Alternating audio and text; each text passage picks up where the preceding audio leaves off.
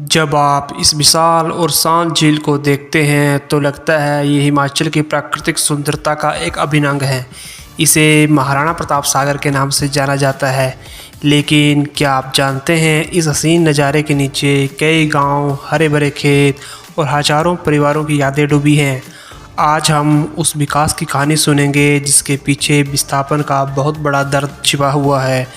इस विकास की क्या कीमत थी, चलिए जानते हैं।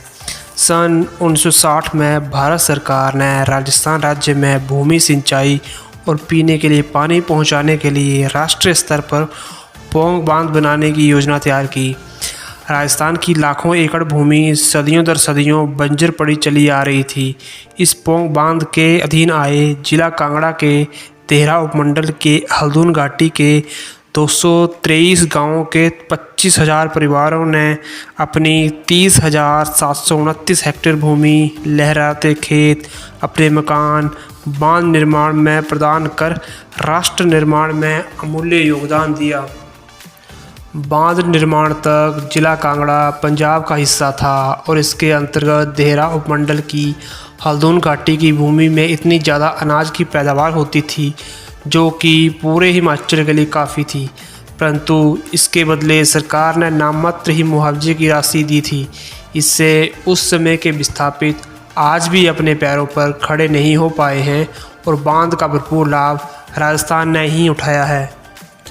समझौते के मसौदे को अमल में लाने के लिए भारत सरकार ने विस्थापित हुए परिवारों के पुनर्वास के लिए 3.25 लाख एकड़ भूमि श्री गंगानगर में रिजर्व कर दी थी, लेकिन बाद में राजस्थान ने हिमाचल सरकार के ढीले रवैये के चलते 1968 में रिजर्व भूमि को घटाकर 2.25 लाख एकड़ कर दिया, परंतु इस पर हिमाचल सरकार और पौंग बांध विस्थापित कमेटी ने भी कोई आपत्ति नहीं दर्ज करवाई।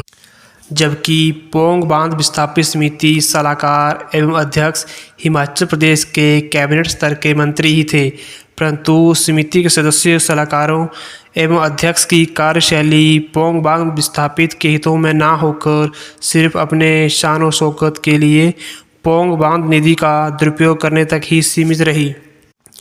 राजस्थान सरकार ने इसका फ़ायदा उठाते हुए 2.25 लाख एकड़ भूमि में से पहले वर्ष 1972 से 1975 की अवधि में 9,195 परिवारों को भूमि का आवंटन कर दिया था।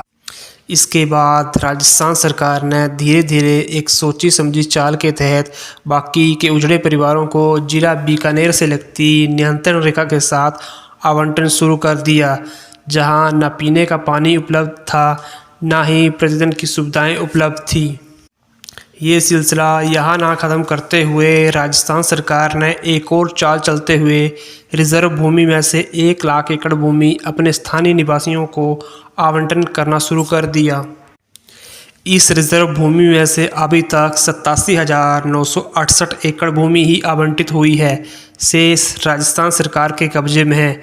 इसके अंतर्गत वर्ष 1976 से वर्ष 1978 के मध्य 9,195 परिवारों का आवंटन भूमि में से राजस्थान सरकार ने 6,658 परिवारों की अलॉटमेंट रद्द कर दी थी और वर्ष 1980 के बाद 2,537 विस्थापित परिवारों का आवंटन बचा रहा।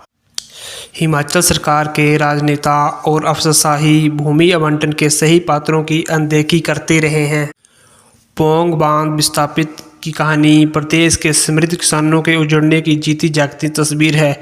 सरकारों के झूठे वादे, नौकरशाही की भूमाफिया से सांठ-गांठ शायद ही कभी भविष्य में ऐसी योजनाओं के कार्यान्वयन में सरकार को लोगों के साथ एवं सुख्याति दिला सके। पौंग झील का पानी हिमाचल प्रदेश के शांतिप्रिय लोगों के साथ किए छल एवं धोखे की जीवंत कहानी है।